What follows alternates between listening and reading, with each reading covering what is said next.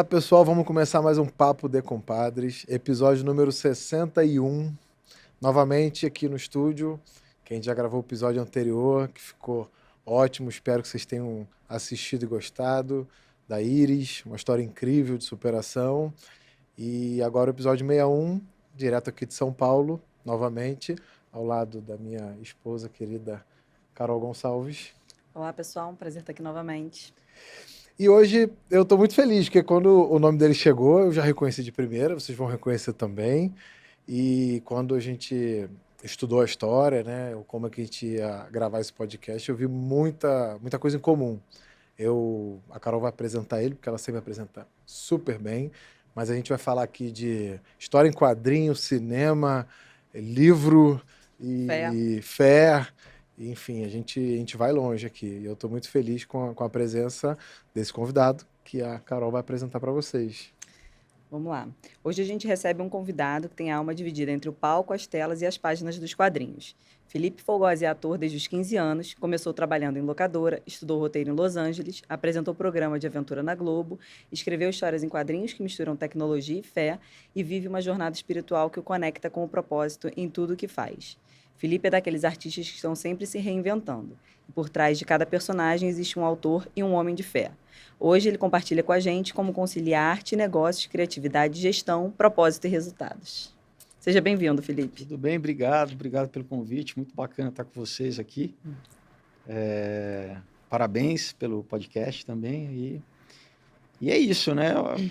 Gostei, né? Uma apresentação, tentar resumir aí mais de 35 anos numa tacada só, foi bom. É difícil. Foi bem. Que bom que a gente conseguiu, você gostou.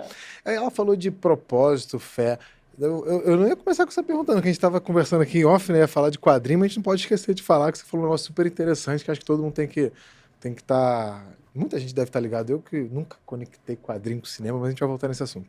Mas propósito. Existe propósito sem você estar espiritualmente ligado, espiritualmente ativo, com fé? Eu acho muito difícil. Eu só encontrei meu propósito quando eu olhei para minha espiritualidade. Você acha que é possível um propósito sem estar ligado? Olha, eu acho difícil também, porque eu acho que esse verdadeiro propósito é dado por Deus, assim, né? Tem pessoal no meio empresarial fala de vocação, né? Vocacionado, assim. É que eu vejo as coisas por um prisma sempre espiritual também, né? Eu acho que isso é bíblico, né? Que Deus conduz os nossos passos, né? Tem os nossos passos já... Aí, sem entrar em questão teológica, mas desde antes da fundação do mundo, assim. Então, pode entrar, a gente estava falando disso ontem. A gente estava falando disso ontem, exatamente. Então, eu nasci numa família católica, mas eu brinco que era católica, apostólica, espírita, né? Esotérica romana, porque era um pouco de tudo, assim, mas aos 15 anos eu me converti, né? Eu sou evangélico. E no mesmo ano, com 15 anos, que eu comecei a fazer teatro, e sempre tive esse entendimento que a arte era uma forma de falar de Deus também, né? De ser usado para o que a gente entende como expandir o reino de Deus aqui na Terra, né? Assim, de o quê? Falar de valores, né? Produzir cultura que promove a vida, né? Não niilismo, não, sabe? Não destruição, né?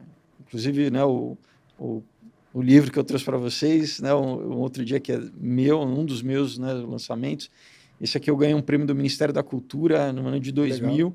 E fala exatamente sobre a questão de droga, de dependência química, até abuso sexual. Então, os desafios que o jovem encontra quando ele entra na faculdade, na maioridade, que é uma hora muito crítica e perigosa, onde muitas vezes o jovem acaba caindo em armadilhas, né? E às vezes são anos que as consequências vão, né, se desdobrar ali por alguns anos. Então, é um que eu trouxe para vocês.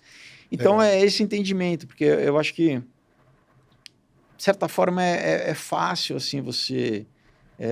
parece, né, não, é um filme cabeça, uma peça, falar algum niilista, né, sobre a condição humana, mas eu acho muito mais difícil você apontar alguma coisa que vai além de ver a problemática do ser humano, falar, olha, o mundo está em crise, a dificuldade, né? É muito mais fácil você falar só do que é ruim e não apontar nada, né?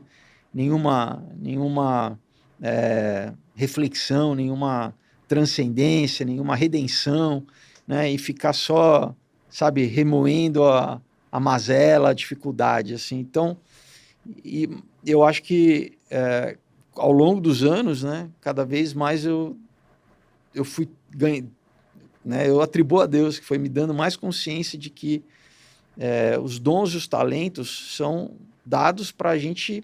Inclusive tem uma parábola bíblica onde Jesus literalmente fala de talentos, porque talento naquela época significava moeda, né? Era uma forma de moeda, né? Então é isso. Todo mundo recebe talento e o negócio é o que você vai fazer com esses talentos, né? Porque vai chegar um momento que Deus vai falar, olha, e aí, o que você fez com os talentos que eu te dei, né? Então, a gente tem que, independente se você é um padeiro, um arquiteto, um construtor, na tua área de atuação, com certeza esses dons vão fazer com que pessoas se beneficiem, que você contribua socialmente, né? Pelo bem-estar todo, cada um na sua área, né? Contribuindo, se a gente entender que o mundo automaticamente já seria muito melhor, assim, se todo mundo encarasse da mesma forma, né? Não só, não, é uma coisa voltada para mim, né? Para eu ganhar dinheiro, para eu ganhar, para eu, né? Quando você gera, todo mundo está ganhando, né? Assim, é um ganha-ganha, né? Não é só... É o conceito de sociedade também, né? A sociedade é isso, todo mundo, a comunidade servindo para o próximo, um serve ao outro. E assim seria a sociedade, deveria ser, mas hoje em dia não é, né? No livro A República de Platão fala muito isso, né? Que Aristóteles falava, a flauta para o que sabe tocar flauta. E assim, você colocar as pessoas no lugar certo com o talento que Deus deu. Você acha que o vazio que a pessoa às vezes... o empreendedorismo fala muito de propósito, e o nosso podcast é de empreendedorismo. Mas você acha que esse vazio que a pessoa ainda não encontrou esse propósito e fica às vezes... Acho que todo mundo passa um pouco. Tem aquele momento que você tá buscando. Acho que uns mais velhos, outros mais novos. Mas tem gente que às vezes vive um vazio ali por muito tempo porque não encontra esse propósito. Você acha que você só vai preencher isso? Claro que você vai dizer que sim, porque você é cristão, mas assim, você só enxerga essa forma de preencher, ou às vezes a pessoa tá... A gente entrevistou um padre uma vez aqui, eu vou contextualizar. Num podcast muito legal, Padre Leandro, e depois foi o Padre Marcos Vinícius, mas ele fala muito sobre o labor, que labor é agradar a Deus, né? E as pessoas às vezes não se convertem, ou às vezes acham que não se converteram. Mas só de você fazer o seu trabalho muito bem feito, desempenhar o labor, você está agradando a Deus e você está encontrando o seu propósito. E às vezes, não naquele momento, se converteu ainda, né? A Bíblia fala, né, que a gente deve fazer tudo como se estivesse fazendo para Deus, né? Uhum. E já aconteceu comigo diversas vezes, né? Por exemplo, sei lá, numa festa, de repente encontrar alguém que vem me perguntar, pô, e aí, como é que é ser ator, né? Com aquela curiosidade, assim, e vem falar, poxa, eu tinha um sonho de ser músico, ou de ser, sei lá, um atleta, mas minha família, eu acabei sendo engenheiro, advogado, né? Aquelas, né? Sim. Geralmente aquelas... Como se fosse uma segurança garantida, que não é, né? Hoje em dia, não necessariamente a profissão, talvez... Né, no século passado fosse assim, né? Mas com certeza. não tem mais uma garantia, ainda mais com nenhuma inteligência artificial, nem programador, né? Porque antigamente falaram, não, tem que ser programador de computação, porque é a carreira do futuro, né? Bota o teu filho ali para fazer. Então, assim, ao meu entender, assim, primeiro, o foco não é só literalmente dinheiro, porque tem gente que fala assim, não, por que o cara escolheu aquela profissão? Tem alguma coisa antes do financeiro, antes do dinheiro em si? Tem alguma realização pessoal, né? Tem gente que não, é porque eu quero ganhar dinheiro, só a única questão. E eu penso assim, a gente ocupa tanto da nossa vida com o trabalho, se não for algo realizador, prazeroso, né? Verdade. O dinheiro, claro, né? A Bíblia diz, o trabalhador é digno do seu salário, né? Todo mundo vive, todo mundo precisa, né? Mas assim, não é esse o objetivo, né? Principal, assim, né? Inclusive, isso é meio que culto ao mamon, né? Como Jesus fala, olha, né? É impossível servir a Deus é mamon. Mamon é esse espírito de ganância, né? De idolatria ao dinheiro, entendeu? Então, assim, se eu fico sempre pensando nisso, eu posso perder oportunidades que você vai ter uma realização pessoal enorme em outros fatores. E às vezes a pessoa gasta algumas décadas da vida buscando isso, daí chega, conquista as coisas materiais e, né, e não tem satisfação, né? Porque, né, a verdade, eu já dizia o Mick Jagger, né? I can get no satisfaction, né?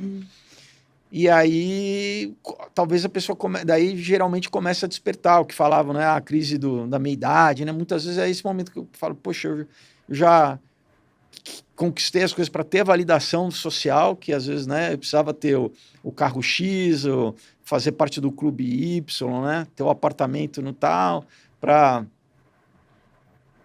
enfim, ou a ilha em Angra, ou ele, né, que seja, dependendo da... E vai tomando só proporção cada vez maior, né? Dependendo do círculo social, mas é isso, eu preciso ter esses símbolos, né, de status para ser aceito, e para isso vai ser minha identidade, né? E é vazio, né? Porque, né, primeiro que você quer ser aceito por esse tipo de coisa, né? Tudo isso é transitório enfim, e daí muitas vezes, não necessariamente, muitas vezes é o momento que a pessoa desperta e vai, agora eu vou me encontrar, eu vou, né, passar, vou dar valor a outras coisas, né? Às vezes até a questão da família, né? De novo, né? Eu trabalho bastante, todo mundo, né? Mas é isso. Eu acho que sempre existe, né, a medida saudável, né? O que você está priorizando, assim, né? E no final das contas é isso, né? É o dinheiro no teu relacionamento, no teu casamento, nos teus filhos, né, na tua saúde, né? E a gente vê qual que é o preço disso, né? Assim. Acho que esse colapso social que a gente está vivendo hoje, você acha que é porque as gerações anteriores eram muito culto ao mamon, era dinheiro, dinheiro, dinheiro, dinheiro, vou me formar, ganhar dinheiro. Isso é muito antigo, né? Jesus falou exato, isso há 2000 anos atrás. Exato, é muito antigo. Mas eu acho que hoje está tendo um movimento maior da busca por Deus e as igrejas estão mais cheias, eu tenho percebido. A gente acho passou que algumas geração, né? Toda geração vazia. tem que a gente chama de um avivamento, assim, né? Toda geração precisa ouvir, né? Isso é uma questão até de educação, né? A Bíblia fala assim, né? Como que a pessoa vai crer se não há quem pregue, né? Então, Sim. Toda geração, né? Toda criança vai precisar ouvir. O que é o evangelho? Literalmente é boa nova, né? Isso quer dizer evangelho, né? Então, é essa mensagem do quê? Que existe um Deus, que ele, né? Isso aqui não é simplesmente, né, matéria, né? Depois do iluminismo, houve essa doutrinação como se ser inteligente, ser racional fosse em antítese à fé, né? O apóstolo Paulo fala, não, nossa fé é uma fé racional. Você não abdica da tua racionalidade, inclusive porque Deus é a mente criadora de tudo, né? E quando a gente lê em Evangelho de João que Jesus, né, ele é o verbo, se fez carne e habitou entre nós. O verbo é da raiz do grego logos, que da onde vem lógica, né? Quando você fala de lógica, você está falando da mente divina, né? Sim. E Jesus é a materialização disso. Então, não tem como desassociar, mas aí que está, né? No iluminismo começou a se propagar essa secularização social como uma forma de manipular, né? Quer dizer, se eu mantenho o povo, a população no hedonismo, sem esses valores, né? É muito mais fácil de você controlar uma população que está... É só o caso da o quê? Bebida, da droga, da coisas, né? Controlar no vício é muito melhor do que na Exato, virtude. né? O Império Inglês dominou a China no século XIX, durante a Guerra do Ópio, com isso, com droga, entendeu? E tem vários... Né? Agora, a gente pode entrar nessa questão de como você consegue, né, o que era o tal do velho mais popular, do tal do pão e circo, né, lá de Roma. Sim. E tal. Então, assim, né, como que... Eu acho que, assim, né, um governante, bom, a gente está entrando aí em umas tangentes, mas assim, não é... Fica à vontade, aqui pode falar à vontade. Né, não é escravizar a população, né? Você emancipar a população através de educação, mas a principal educação não é só acadêmica, é essa educação de ser humano, no sentido de ter um entendimento que somos criados à imagem e à semelhança de Deus e que temos um valor intrínseco, entendeu? Então, você já acaba nisso com escravidão, porque eu não vou explorar, não vou escravizar o meu igual, né? É o principal conceito que Jesus resumiu lá, os 603 mandamentos do Velho Testamento em 2, que é amar a Deus acima de todas as coisas e ao próximo como a si mesmo, né? Então, isso é a regra de ouro, né? Então, se todas as relações sociais fossem pautadas por isso, o mundo ia ser tão mais fácil, né? Você não ia ter adultério, homicídio, né? Processo legal, ninguém ia querer ficar passando a perna no outro, roubando o outro, né?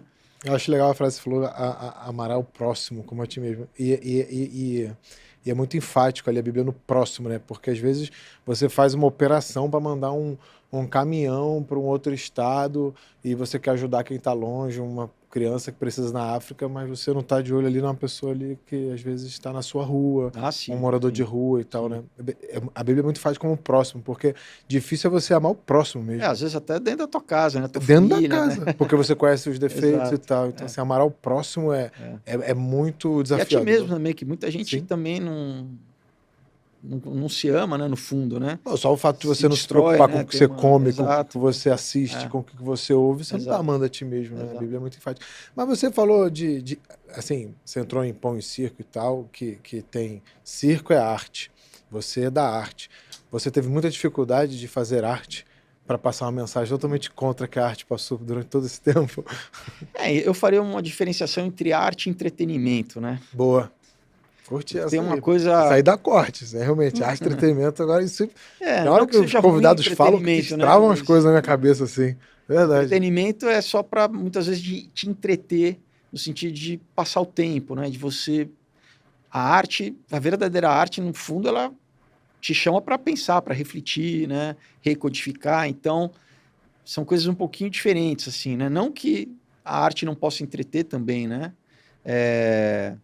Eu acho que sim, que, né, principalmente no que os teóricos chamam, né, de comunicação de massa, né? As mídias, cinema, TV, né, internet e tal.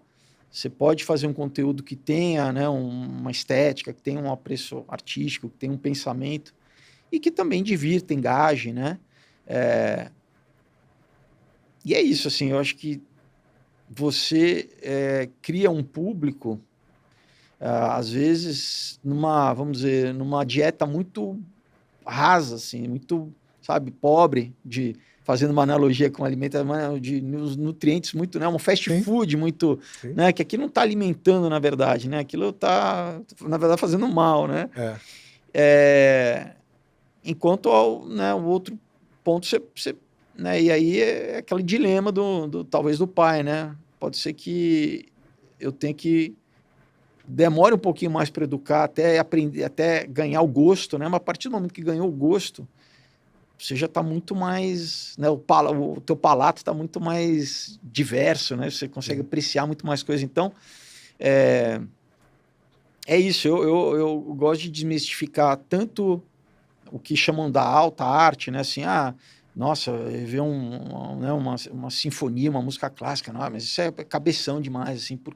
Não, experimenta uma vez, né? Pra você... Eu só malho ouvindo música clássica. Não, acalma muito. Uma quadrinho, não, uma quadrinha é só de criança. Não. Você já leu algum? Não li. Então leia alguma vez para você entender que é uma mídia, tudo é isso, né? É uma mídia, que é uma base física para o conteúdo estar ali e depende da mensagem, né? Claro que é intrínseco a cada mídia, né? Tinha um cara chamado Marshall McLuhan que falava, né? O meio é a mensagem, né? Que em cada tipo de experiência midiática tem alguma coisa que se diferencia, né? Como se assistir um filme é diferente de assistir uma peça de teatro, que assistir uma televisão, que ler um livro, né? Sim. São experiências diferentes, né? Traduzindo, é diferente você ver um jogo de futebol na TV e um no estádio. Sim. São experiências completamente diferentes, né? Mas eu acho que infelizmente, tem aqui no Brasil, em outros países assim, mas aqui particularmente, de que, assim, se você for falar de algo como, por exemplo, teatro, né, ou uma música clássica, não, isso é coisa de elite, é coisa de rico, entendeu? Tem sabe? Mas é proposital, para não dar isso para massa? Olha, aí a gente vai entrar em outra questão também, não sei se você quer entrar nessa seara aí. Sim, Muitas né? vezes sabe que infelizmente é. Mas É uma você... forma de controlar a massa, né? mas adorei arte e entretenimento. E aí você... Mas é possível viver, então, de arte no Brasil? Ou você tem que fazer um pouco de entretenimento Olha, para pagar as contas? Esse é o dilema do artista, né? Sempre houve mecenato, né? Desde toda a Idade Média você tinha os mecenas que sustentavam os artistas, né? Porque o artista está preocupado com coisas mais transcendentais, né? Tá vendo pela beleza, pela estética, né? Enfim. Então, o artista não necessariamente pensa né, direto na questão do dinheiro, né? Muitas vezes por isso tem agente, né? Às vezes para alguém representar um artista, né? Nessa questão mercadológica. Mas você tem que, claro, todo mundo precisa pagar conta, todo mundo precisa sobreviver, né? Eu lembro que quando eu estava fazendo, né, uma escola de teatro, que era uma escola aqui de São Paulo chamada Célia Helena, isso no 1990, a Célia Helena, que foi a fundadora, já uma atriz muito famosa, já falecida, foi esposa do Raul Cortez, né? Também um ator muito famoso que talvez uma galera mais nova não saiba quem é, mas eu lembro dele. Um dos maiores atores do Brasil. E um dia ele foi dar uma palestra pra gente, né? Olha só, agora que eu penso, pô, porque a esposa dele, olha, ele teve a paciência de dar uma palestra para uma galera, tudo de 15, 16 anos, assim. Mas eu nunca esqueci, porque eu fiz uma pergunta para ele, né?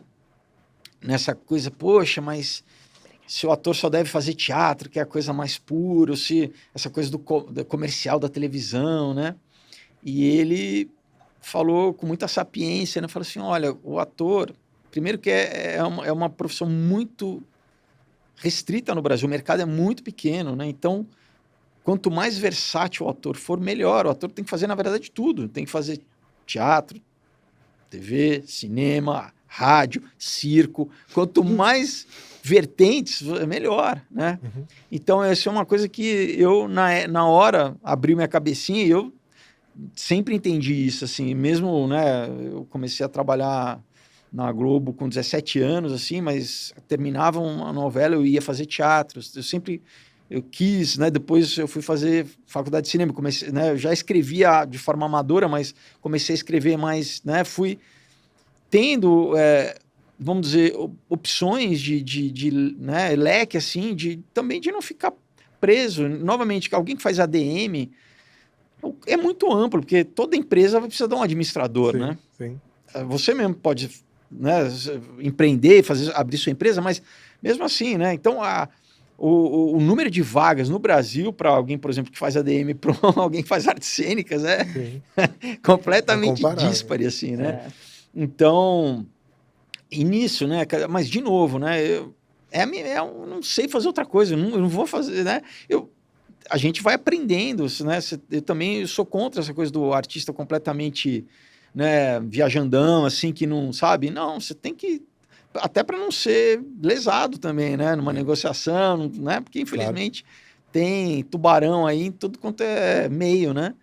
Agora, então, por exemplo, desde 2015 que eu comecei a publicar os meus roteiros de cinema, né? Em quadrinhos, então tenho minha editora, né, chamada Yosemite, já tenho 8 publicações, estou produzindo a 9ª, né, então em 10 anos eu tenho 8 publicações, e tenho também, né, já escrevi um longa que está na Netflix, chamado Rodeio Rock, que que levou 11 anos para conseguir produzir, mas graças a Deus, um filme muito legal, tem a Carla Dias, o Lucas Luco, um elenco, uma comédia romântica, eu faço como ator também. Então, assim, É isso. Rodeio Rock. Boa. Deixa Vamos o pessoal assistir. Com certeza. E tem outros projetos também, né? De produzir mais, né? Uma coisa que nos Estados Unidos é mais comum, assim, os atores terem suas produtoras e produzirem conteúdo para si próprios, assim, porque né? o acesso à capital lá é mais fácil. É muito né? mais fácil. Não, aí Isso nem se compara, assim, né? Por isso que as coisas lá dão certo. É, Porque o cara pega lá, ele consegue um cheque de 10 milhões de dólares com uma ideia. A pessoa, mas aqui no Brasil estavam dando cheque assim para PowerPoint e nada deu certo. Não, mas lá tem uma seriedade. sim, Só que os investidores apostam que se eu apostar em 10 e uma der certo, paga todo o prejuízo das outras 9 que não dão certo. Porque são ideias disruptivas mesmo, nem todas vão dar certo. Sim. Isso, o filme que você vai lançar, acho que nem Steven Spielberg deu certo em todos os filmes lá que ele produziu, ou tão certo. Sim. Mas aqui é muito difícil o capital, né? E você tem que criar um método que você falou do quadrinho para cinema, né? Isso Sim. eu queria entrar um pouquinho nisso. Lá o paradigma é completamente diferente do nosso, né? Inclusive não tem lei de incentivo, basicamente. Lá é uma lei de mercado, né? Você tem fundos, assim, que você tem uma outra forma de financiamento. O nosso é um pouco mais próximo com o europeu dessa questão, vamos dizer, de dependência de mecanismos estatais, assim, para conseguir, né? Ou de PROAC, ou de leis do audiovisual, que realmente são necessárias, assim, porque, de novo, aqui é difícil produzir sem. O problema é que, muitas vezes, infelizmente, tem pessoas mal intencionadas que acabam vendo isso como uma brecha para se beneficiar, entendeu? Ao invés de produzir... É questão de educação, né? Então, ao invés de querer, não, deixa eu fazer o melhor filme que eu posso fazer, porque eu vou ter lucro com esse filme vai me dar retorno, né? Às vezes a pessoa fala, não, deixa eu superfaturar, desviar alguma coisa, faz uma obra que te enfim, mas tá vendo o que é curtíssimo prazo, né? E de novo, né? Não gera o tal do ciclo virtuoso. O Rodrigo Pimentel fala isso. Ele fala que as pessoas... Ele pegou e produziu o filme, né? Tropa de Elite e tal, que deu super certo. Ele fala exatamente isso, que as pessoas abrem mão da qualidade em troca de lucro, né? Sim. Assim, pega o capital, mas aquela fazer história, alguma né? coisa que entregar e tá tudo certo. É uma lógica besta, né? No sentido de... Né? Muito melhor você... Ele fez bons filmes, né? O Tropa de Elite é o mais famoso, mas os outros que ele participa são muito bons. Sim. Ele fala um negócio também que eu adoro, que é um pouco do que a gente estava falando no início, que ele não entende essa linha do Brasil de idolatrar bandido, assim, sabe? Essas séries, essas coisas, que no final ele é o bonzinho. E eu confesso, tá? Não tô aqui fazendo uma Nossa, eu percebi. Eu via essas séries. Mas, vou ver, sei lá, Dom. Quando o Rodrigo Pimentel falou isso, eu falei, pô, pode crer, por que eu tô assistindo isso, cara? Tipo... A gente entra na questão da utilização da cultura como forma de doutrinação exato. política, né? Isso, na verdade, isso é propaganda, né? Propaganda no estrito senso da palavra, né? Então, você tem uma agenda aí, né? Então, não... O dinheiro sai mais fácil para coisas assim. Infelizmente, sim. Infelizmente, sim. Deve ser muito desafiador. Vou entrar no assunto polêmico pra caramba, porque a gente já recebeu um monte de artista aqui, a gente fala de Lei Rouanet e tal. Você... Não vou nem entrar em política, mas só do que a gente tá conversando. O cara cristão e tal. Lei Rouanet, você é a favor ou contra? Não, eu sou a favor da lei em si. Eu sou contra a má utilização da lei, né? Eu sou contra... quem está no poder utilizar a lei para cooptar como uma ferramenta de cooptação cultural, vamos dizer assim. Se você tem uma linha virtuosa de texto de filme, é mais difícil conseguir? Era essa a pergunta que eu ia fazer. Se você vai servir de alto-falante para uma agenda, né? Por exemplo, né? Vamos pegar a questão de droga, né? Então, eu já tive amigos pessoais que morreram com droga, né? Mais de um.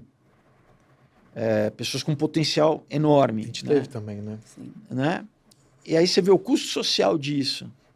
Agora, tem muita gente ganhando. Tem um lobby imenso do narcotráfico. Sim. Entendeu? E aí, no mínimo, alguém que tá da classe artística que tá fazendo apologia à droga, o cara tá pensando com o próprio umbigo, porque, sei lá, ele, eu gosto de fumar meu baseado, fazer... Cara, você tá pensando estritamente no teu umbigo. Você não tá vendo o impacto social disso, né? Então eu lembro uma vez que teve um show do Rolling Stones em Copacabana, e eu fui convidado lá, não vou citar nomes nem, né, mas num apartamento lá de luxo lá em Copacabana, né? Tinha a Globo basicamente toda estava lá. Sim. E em determinado momento as pessoas começaram a assumir, né? Iam usar, né, cocaína. Uhum. E eu lembro que, não sei quanto tempo depois, não sei se deu um mês, eu não lembro, que já faz tempo, eu vi marcha no aterro do Flamengo contra as drogas, pela paz e tal, e eu vi várias daquelas figuras ali, eu falei assim, peraí, não dá para você querer, né, como em inglês eles falam, eat your cake and have it, assim, não dá para ter o bolo e comer o bolo ao mesmo tempo, você escolhe uma coisa ou outra. Então não dá para, sabe, eu fazer apologia ao tráfico e não querer que tenha violência. Não, mas a culpa é da polícia. Não é. Você vê, a Tailândia, eu tive lá em 2020, 2021, não lembro exatamente. Eles liberaram, por exemplo, maconha por 3 anos, já voltaram a proibir. Uhum. Porque viram que o impacto social, falaram, não dá, entendeu? O impacto social no empreendedorismo também. Você tem E várias lá no Rio de Janeiro, por exemplo, muita empresa indo embora, porque o crime aumenta, a violência. Entendeu? Então, assim, mas, né, de novo, eu peguei, né, uma categoria, né, na questão. Então, você fala assim, cara, de novo, né, você está pensando no bem-estar social, se você está fazendo apologia a alguma coisa que cara, né?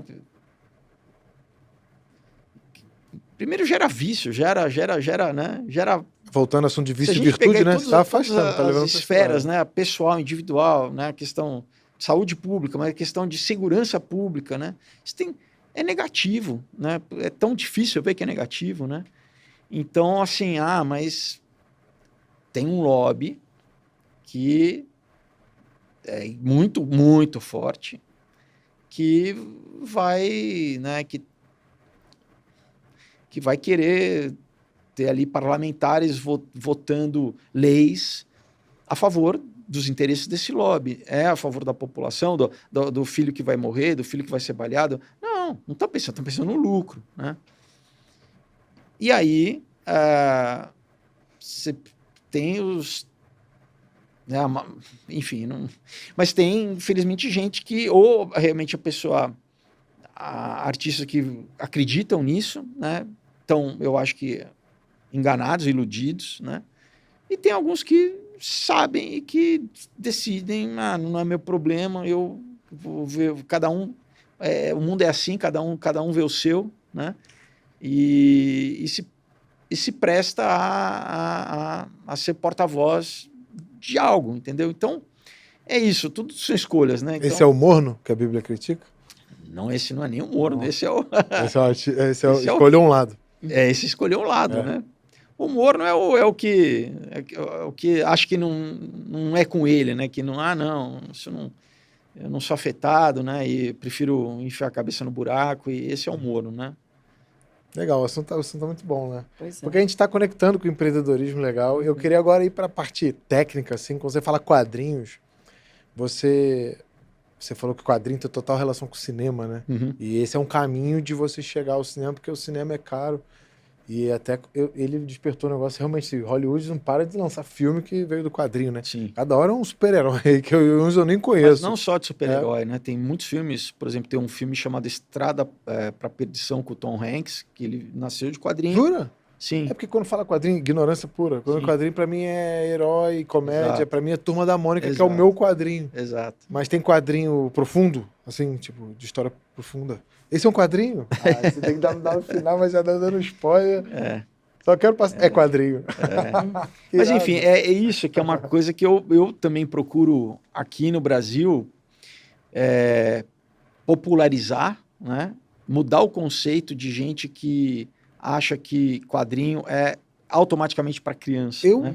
Dos meus 8, só tem 2 que eu digo que é para toda a família, né? Que é para criança também. Eu digo que é o adulto e para criança. É tipo o desenho da Pixar que o adulto vai curtir no seu nível de entendimento e a criança também, né? Tá muito na moda, né? Porque aí papai e filho vão ao cinema e os dois se divertem. Exato. Mas no resto do mundo, né? É quadrinho, por exemplo, né? A Europa, a França, tem o quadrinho franco-belga, que é muito famoso. Japão também é bem Japão, famoso. que tem quadrinho erótico, quadrinho é isso, quadrinho é o quê? Esse eu sabia que uma existia, mídia. Eu já fui da escola e sabia. Esse eu sabia. Ninguém precisava saber disso. Mangá, eu acho que é o nome, não é? Não, mangá é o quadrinho japonês. Japonês, tá. Mas tem uns que vai para... No Japão, por exemplo, tem quadrinho para jogador de golfe, as histórias, tem quadrinho para dona de casa, é super, sabe, nichado, assim. Você sabia disso, cara? Eu tô me sentindo ignorante completo aqui, eu tô amando, porque eu adoro aprender, mas pra mim era quadrinho, era tipo... Não... Então, esse aí eu vou poder ler pro meu filho? Não, esse aí. Não, depende da idade do teu filho. 5? Assim. Não, esse é pra adulto. Esse é pra adulto. Vamos saber. Cara, mas eu tenho 2 que são para todas as idades, né? Beleza, chama O Prédio e Lambo. Diz aí pra quem quer comprar na internet. Tem o meu site, é felipefolgose.com. Tudo lá pra comprar. Ou pelo meu Instagram também, né? Legal. Então, o quadrinho é o que? É uma narrativa visual, é uma forma de contar visualmente uma história em sequência, né? Sim. E o cinema também, né? A diferença é que o quadrinho, você vira as páginas e você dita a velocidade da narrativa, o ritmo da história.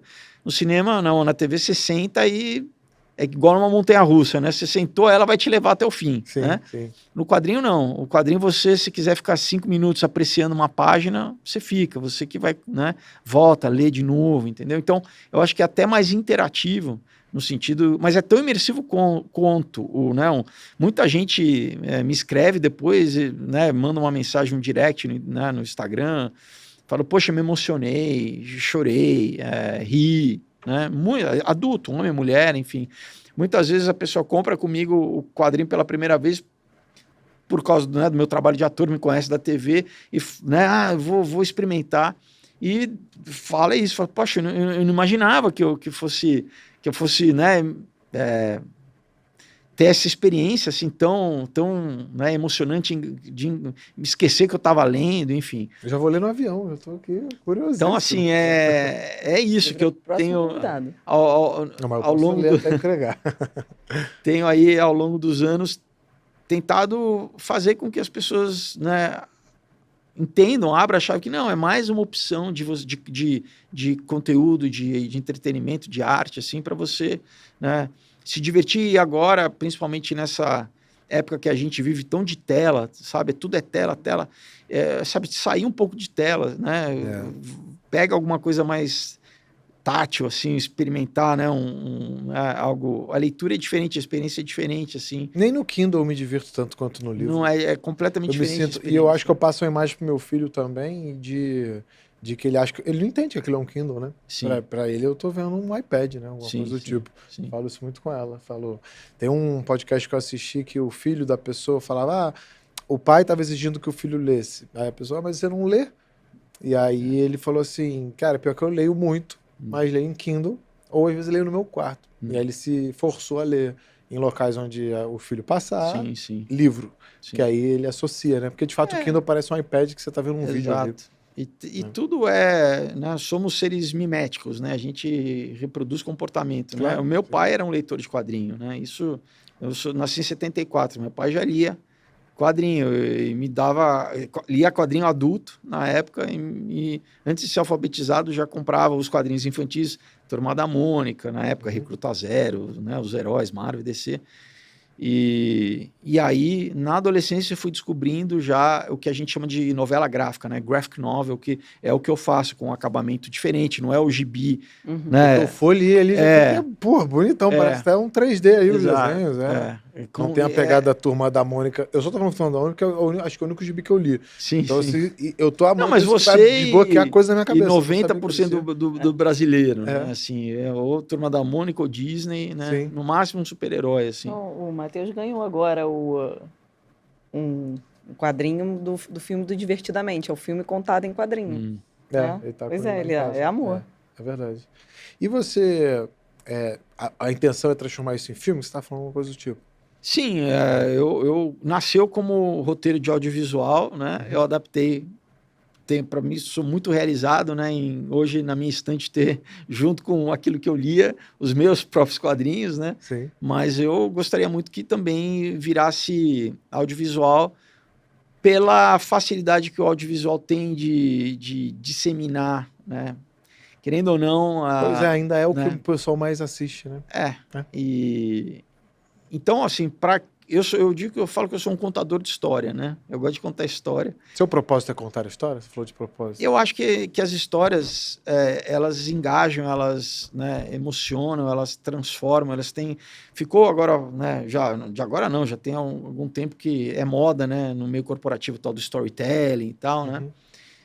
Inclusive eu criei um curso também para todo mundo, para saber desenvolver as suas histórias, mas a história em si é um fenômeno humano, né? Desde que você tinha, né, a pintura rupestre lá em Lascaux, o homem ele contava a sua realidade através de história, né? Sim. A história é uma condensação de uma moral, na verdade, né? Um personagem representa uma moral, né? Sei lá, o protagonista, você tem um antagonista, ele vai representar uma outra moral e é esse conflito. Então, desde a Grécia Antiga, você tinha peças de teatro, basicamente era o quê? Estabelecer, né, essas regras sociais, o que é tabu, né, a Bíblia, né, Jesus contava histórias, né? Então, essa história, e o nosso cérebro, ele compreende, ele absorve uma história, porque não é essa informação narrativa, de uma forma muito mais fácil do que de uma forma expositiva, né? Então, assim, porque a gente vê a nossa vida como uma história, né? No sentido passado, presente e futuro, né? Então, eu acho que existe uma arte ao se contar uma história, né?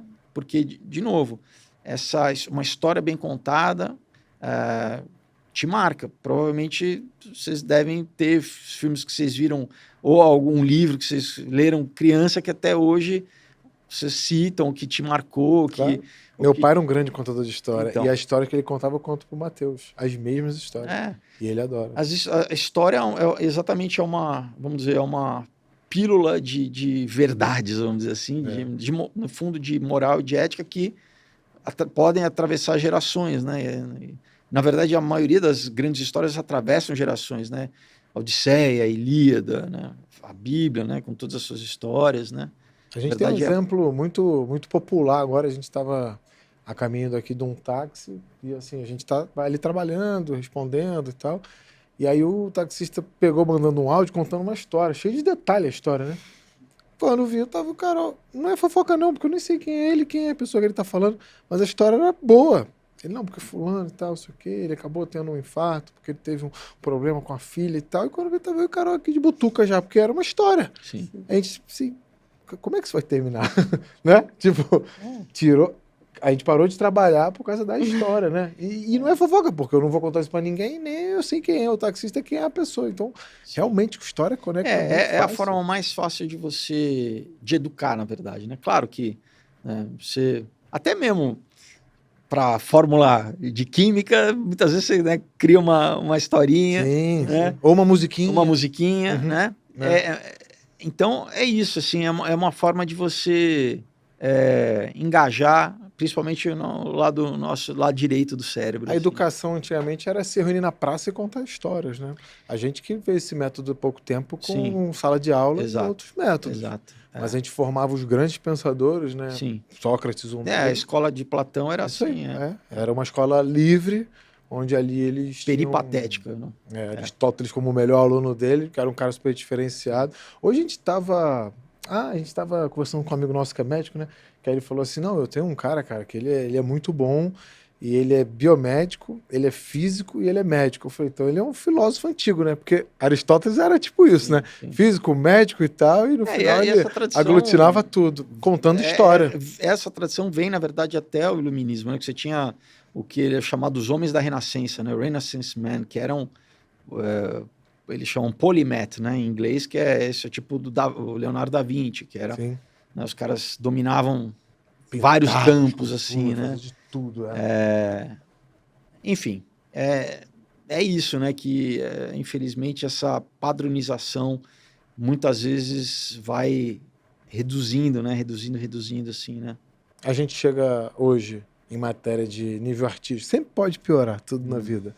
Mas hoje a gente está no fundo do poço. Você que já, você é de 74, já fez as contas. No que exatamente? Em que... Em qualidade de arte mesmo, né? Então, mas é porque, né, a gente... Ou tá melhorando pelos streams e tal, a gente tem um caminho, uma saída. São conversas diferentes, assim, né? Você, por exemplo, se for falar de qualidade da teledramaturgia na TV aberta, tá piorando, né? Se falar da oferta de conteúdo, botando os streamings, sim, tá melhor nesse sentido, mas não quer dizer que necessariamente a qualidade em si esteja melhor, né? Você tem mais opção. Você tem mais opção. O que me incomoda no streaming é que quando eu ligo o Netflix lá em casa ou qualquer outro, é totalmente diferente da casa do pai dela. Eu falo, porque o algoritmo, né? O algoritmo, ele vai... Eu já acho que tem muita coisa no meu. Quando eu entrei no do pai dela, tinha 1000 coisas diferentes. Então, mas é isso que é uma questão que eu acho também limitadora, ruim, que é né? o algoritmo, e não só no streaming, em tudo, né? É criar uma bolha da realidade, que seja na sua rede social, na informação que você vai consumir, né? Porque se você, por exemplo, e a maioria das pessoas hoje em dia consome mais notícia através de rede social, independente de qual seja, muitas vezes a pessoa esquece que está rodando um algoritmo ali que está selecionando o que você está recebendo de notícia conforme o teu perfil. Claro. E conforme também o interesse da plataforma de induzir. A mesma notícia tem duas histórias, né? Isso, só quem conta tanto é fato que, né, por exemplo, nos Estados Unidos teve um escândalo lá da Boston... era Cambridge Algorithmics, que foi, acho que, não me engano, na primeira... na disputa do Biden com o Trump, se eu não me engano. Que é isso, se você, né, tem uma empresa como a Meta, por exemplo, e se eu tendo a mais um lado no espectro, eu contrato a empresa que vai de certa forma, manipular, né, os meus usuários para tender também na direção que eu quero dirigir. Então, para quem navega achando que isso aqui não é uma coisa isenta, completamente isenta, não Mas é. você acha que se der o poder de escolha para a massa, quando perguntaram se Jesus ou Barrabás, escolheram Barrabás, você acha que isso é porque se der o poder de escolha 100%, dá merda? Ou assim, voltando um pouco mais, porque... Então, cara, mas isso eu acho complicado, porque aí a gente começa, aí você já... A gente tem que definir se é uma democracia que você vive ou vai ser uma oligarquia, né? Ou uma tirania, né? Você fala, o próprio Platão, ele não gostava de democracia, o negócio dele era uma tirania, entendeu? Dos príncipes filósofos. E é uma coisa que estão tentando implementar através de que se chama tecnocracia, né? Que eu discordo completamente, porque você... Né, peraí. Porque eles estão escolhendo o que a gente está assistindo, né? Então, mas no fundo eles querem... É o que eles chamam de neofeudalismo, entendeu? Né? E aí, neofeudalismo, entendeu? As galera do Fórum Econômico Mundial, né? Tecnocracia eu já li sobre. Que é muito, muito complicado, muito perigoso, porque esse discurso, mas a massa, todo mundo... Mas quem que é a massa? E quem é você que está na elite, na Torre de Marfim, de você achar que você tem o direito de... Exato. Que você é um engenheiro, né?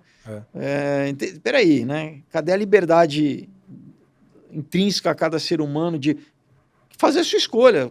A pessoa pode escolher bem ou mal. Agora, não, eu me coloco no papel de eu vou decidir então o que você... Porque, desculpa, você é ignorante, eu sou...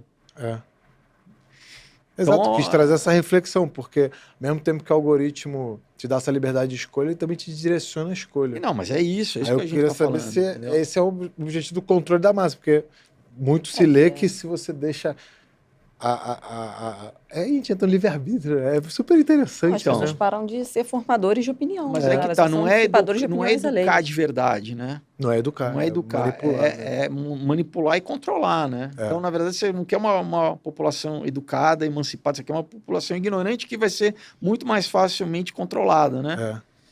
Isso, de novo, não é novo, né? Você lê desde Maquiavel, vai indo, né? Roma, tanto, já falavam disso, assim, como...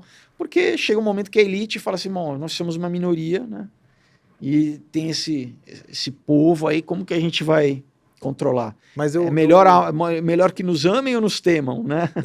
Isso aí, isso é Maquiavel. É. Na verdade, eu já li todos esses livros e eu fico muito feliz de ler tanto a filosofia e tal, quanto a teologia, sabe?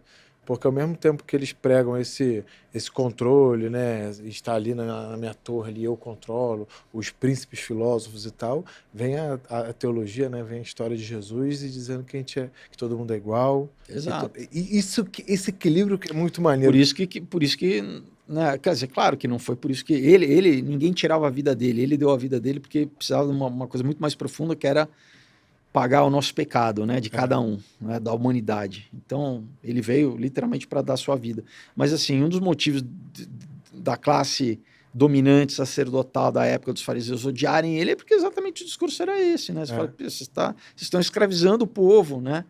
Vocês não estão liberando o povo, vocês estão, né? A lei que Deus deu, lá né, a lei mosaica, não foi para escravizar o povo, vocês estão usando a lei para manter o povo escravo. Né? Por isso que é bom ver os dois. A gente aprendeu isso com o nosso amigo padre, né?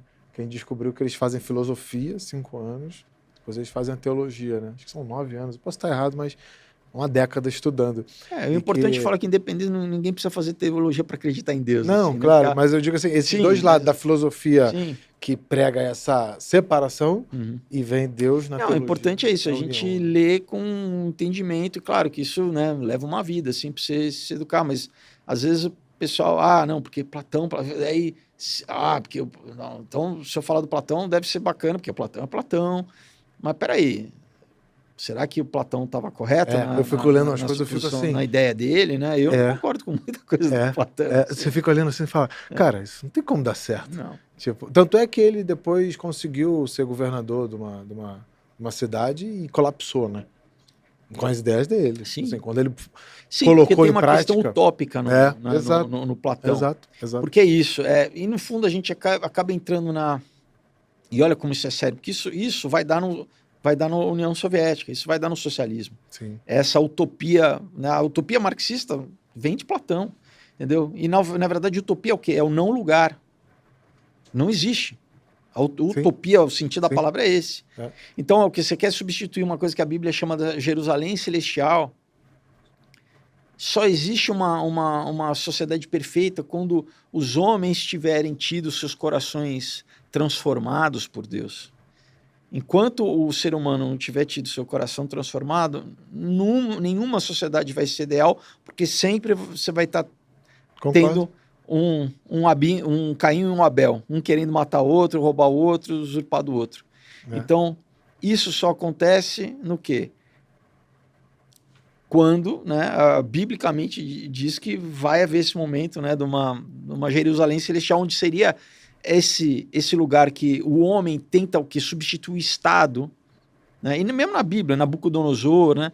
Tem tentativas na Babilônia aqui, isso é fato histórico, o que é implementar um Estado onde fosse perfeito. E sempre dá errado. Por quê? Porque sempre tem um elemento humano que não foi redimido por Deus, não foi transformado. Enquanto o homem não é transformado pela o que a Bíblia chama de salvação, né? Tem o seu coração circuncidado, né? O homem continua ainda se movendo pelo seu instinto animal. Entendeu? Então, exatamente. Enquanto não for dirigido pelo Espírito Santo de Deus, né? E isso que a gente fala que é a salvação, né? Quando você tem o Espírito Santo habitando em você, você é transformado. Então, isso te causa uma paz interior, né? Tudo, né? Paz, né? Todos os atributos que é o fruto do Espírito, a Bíblia fala, né? Paz, amor, alegria, longanimidade, benignidade, bondade, mansidão e domínio próprio, né? Então é isso. Toda tentativa que o homem faz de criar esse céu na terra pela força do homem, seja né, no ex-União Soviética, seja na tecnocracia que a gente está vendo ser implementada, é fadado ao fracasso, né? E, na verdade, biblicamente, escatologicamente falando, o ápice disso é um governo totalitário global do anticristo, assim, é esse estado monolítico e idólatra do anticristo que quer controlar, né, centralizado tudo, através de tecnologia, controlando Sim. tudo, né? A gente tem que gravar um outro podcast para entrar nessa... Eu vi um podcast falando isso, sobre o anticristo, que entrou nessa questão de tecnocracia. A Carol ouviu também, né? Aí eu até evito ficar consumindo essas coisas, que tu fica meio... Meu Deus do céu. Mas isso é importante, Mas é porque, por exemplo, você tem o importante, Peter Thiel, que é um... E é esse nome mesmo que o podcast não para de falar. que é um né, dono da Palantir, que é uma Isso, empresa Palantir Technology. de fornece tecnologia militar, assim, de vigilância. Está sendo implementado nos Estados Unidos para vigiar os próprios cidadãos americanos. Começou no 11 de setembro, né?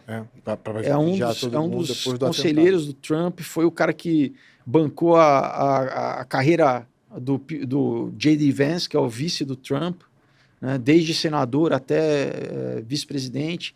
Tem uma influência tremenda e o cara teve uma entrevista recente de um jornalista do New York Times conversando com ele sobre isso, e porque ele, paradoxalmente, ele se diz cristão, apesar de ser homossexual. Ele já tem alguns outros podcasts dele falando sobre a questão do anticristo, e o jornalista chega e pergunta, mas espera aí, né, Peter, você está criando as ferramentas, a tecnologia para exatamente monitorar no que seria um governo do anticristo, você não está preparando, e ele não consegue responder, gagueja, não, mas não, entendeu? Essa entrevista tem no YouTube, inclusive. Tem. Então, assim, por isso que eu falo, né? O jornal publica no dia seguinte o que a Bíblia já falou há muito tempo, entendeu? Então, quem quiser saber o final da história, leia a Bíblia. Boa. Foi muito boa essa frase, a gente conversa sobre isso. Bom, a gente vai entrar... Passou rápido, já temos 1 hora que a gente está conversando. Parabéns pela profundidade aí da troca, aprendi muito. A gente tem um quadro, a gente deu um spoiler aqui, mas a gente tem um quadro final que chama Estante do Papo, que a gente troca livros. A gente recebeu um livro da última convidada, que é a Iris, e a gente vai mostrar aqui. Pode falar o nome aí que eu não lembro. Mulheres Negras no Conselho. A Iris esteve aqui no último episódio, ela tem uma história linda, começou como atendente de balcão do McDonald's, chegou a C-Level dentro da companhia e tal, hoje ela é conselheira, e ela entregou esse livro pra gente, que você recebe como presente também. Muito obrigado. E ela é coautora, então ela trouxe, assim como legal. você também é autor aí do seu livro, ela é coautora. Então, apresentei vocês com outro dia. Um outro dia. E obrigado. Podem presentear, mas leiam primeiro, antes de exato, mas eu até falei assim, eu vou ler no avião, mas não sei se... Não, dá pra ler. É igual um filme, eu falo, uma horinha você... Então eu vou ler no avião e vou te mandar um direct pra te Legal. dar minha opinião. Que legal. Posso ver? Muito bonitas as figuras aqui, ó. Você desenha também? Eu faço o layout das páginas e daí eu contrato os artistas que desenham melhor do que eu. Tá. Gente que trabalha para o mercado... Se tu desenhasse assim, eu ia falar, pô, cara, artista completo mesmo. Gente que trabalha para o mercado americano, mercado europeu, assim. Legal. Muita gente talentosa aqui no Brasil. Não, essa vai ser minha leitura. Vamos ler com certeza. Voltando. Carol fica essa semana ainda em São Paulo, a gente tem alguns negócios aqui, eu volto pro Rio para tocar outras coisas lá, então eu vou ler. Ainda bem que a gente não pega o voo junto pra você não querer ler comigo. Muito legal. Pô, Felipe, obrigado, cara. Eu já sabia que o podcast ia ser incrível, eu dei uma stalkeada em você, eu falei, pô, esse cara gosta dos assuntos aí que eu gosto também. Então a gente vai ter uma troca muito diferente. Episódio 61, a gente é bem diverso aqui, né? Vem gente do empreendedorismo, falamos sobre empreender na arte numa pegada da editora, falamos de fé, tinha muita coisa pra gente falar ainda, mas pena que não dá tempo, a gente pode fazer um segundo tempo aí, daqui a pouco a gente grava mais um episódio aí, você tá mais que convidado, obrigado pelo presente e obrigado pela troca, sua história é muito bonita e fico feliz que tem gente na arte, não no entretenimento, aprendi essa aí, Trazendo uma TV mensagem... também. Trazendo uma mensagem importante. Sim, Tem uma sim. frase do Marcelo D2 que fala isso, né? Se você é artista que não faz arte, tipo, ele dando uma criticada que muita gente é chamada de artista, mas não Vamos faz melhorar, arte, né? então, é não na propaganda, né? Propaganda, não estou dizendo publicidade, propaganda política, né? Porque, então, é isso, né? Não se deixe, não vitupere a sua arte por propaganda, assim, Sim. né? Sim, perfeito. Pessoal, o episódio foi incrível. Segue a gente lá no @papo.decompadres, no Instagram. Inscreve no canal Papo de Compadres, YouTube, Spotify. Carol sempre encerra, que ela encerra magistralmente para o nosso público, mas se você quiser... aqui tem uma câmera para você. A gente sempre pede para o convidado deixar um papo de compadre, uma mensagem para quem está ouvindo, seja para empreender, como você empreende na arte, seja para você passar uma mensagem mais de abrir os olhos com o momento atual do mundo. Fica à vontade aí para você passar uma mensagem. Eu vou convidar o pessoal, então, né, a reiterar, conhecerem, né, o meu trabalho, os quadrinhos. Tem o meu site, é meu nome, felipefolgose.com, facinho. Não é BR, tá? felipefolgose.com. Também podem entrar em contato pelo meu Instagram. Tem o filme na Netflix, o Rodeio Rock, para o pessoal conferir, também vale a pena, é bem divertido. Dá para ver com criança? Desculpa te interromper. Dá. Acho que Legal. depende da idade. Meu assim. filho adora filme, posso ver com ele. E eu tenho meu canal no YouTube também, onde eu falo um pouco do que a gente falou hoje. Assim, leio vários livros que não são publicados no Brasil, para também disseminar um pouco de informação. Assim. Então é isso, fica o convite para o pessoal. Legal, obrigado pela presença, episódio incrível. Carol, então despede do Papo, episódio número 61. Obrigada, pessoal, mais uma audiência, até o próximo episódio. Valeu, turma, um abraço, tchau, tchau. Valeu, Felipe, obrigado. Imagina. Conversa foi top, vou voltar